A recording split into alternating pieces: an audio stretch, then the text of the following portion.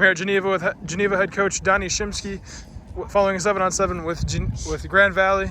Coach, you guys put on a really good show today, following a great year in which you won the CVC Lake Division and you went 10-2 with a 2-week playoff run. Can you just kind of talk about today and just this offseason as a whole, what it's been like to get back to real-time action? Well, the guys did a great job in the offseason. We had an excellent offseason in the weight room. We had an excellent offseason with our training. And we have a lot to replace, but the guys came out and they did well tonight. And the thing is, with 7-on-7s, you can only get so much from them. You do them just to work on your coverage a little bit. You almost do them just to keep up with the Joneses. But more than anything else, we're happy with the way things turned out. Coverage-wise, we were all right. And we were able to complete some passes, get out with no injuries. That's all we're worried about. What are just some of your biggest takeaways? You mentioned, working on coverages, and you were able to complete some passes, which obviously not what your offense is centered around, but showing that you have the ability to do that. What are just some of your biggest takeaways from today? Well, I mean, you have the ability to do it, but it's real easy when it's on air and you're waiting for 5X.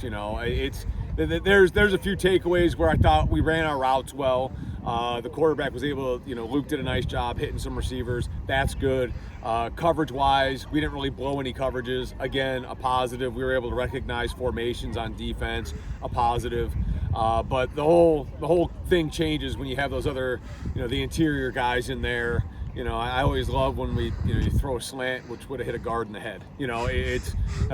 I'm more worried about athletically. We could run with guys, and we were good with that. And we were able to, mentally, we were able to complete things in the schemes that we had out there. So that was good.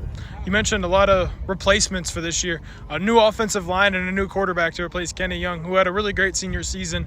How are you guys working through that, and how are you seeing some of those guys take that next step and be able to fill those roles so you guys can kind of maybe rinse and repeat and have another great season? Well, I think this season, this year, this group feels a lot like 2022. We have guys who it's just their turn to play. We're going to have a lot of juniors and seniors on the field. We'll have a couple sophomores, but not a ton. So they've waited their turn, and I expect them to be able to step up. And like I said, we had an excellent offseason. I'm really happy with the way things turned out in the weight room. Our guys put in a lot of hard work. And I think it should pay dividends come Friday nights. All right, thank you so much.